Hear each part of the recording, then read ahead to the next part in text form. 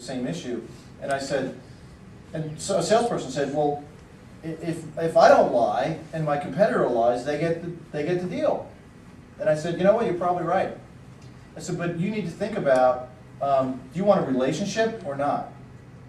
If you want a long-term relationship, it's not a good idea to start with a lie.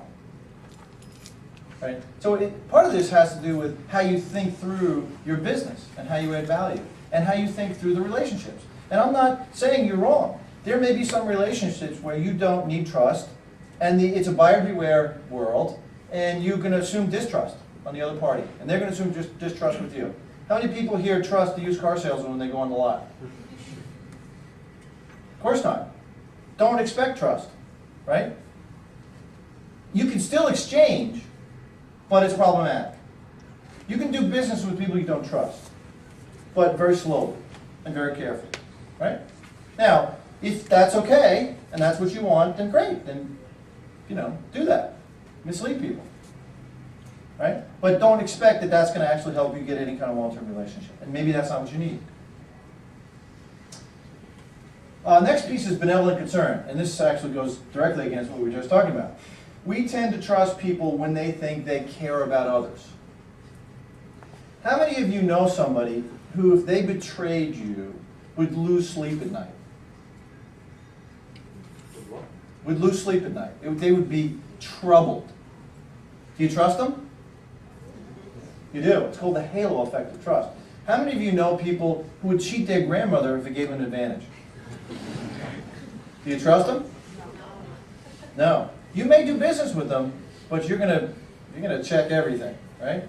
You're gonna look, how are they trying to get me this time, right? So part of developing trust here is express benevolent concern.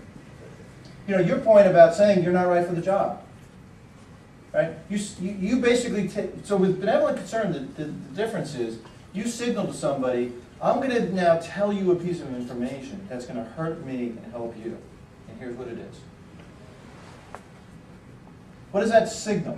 It signals that you care enough about that other person to take a hit. Now, once you do that, and they get the fact that you did that, you've just bought the halo effect of trust. By the way, I would encourage you to try and do that. Right? So think about this as win-win, right? And if somebody's got to lose, are you willing to take a little loss for the other person? Okay? If you are, and if they understand that about you, they're really going to trust you. Just like you trust that person who you know would stay awake at night if they betrayed you. Right? Are you that person?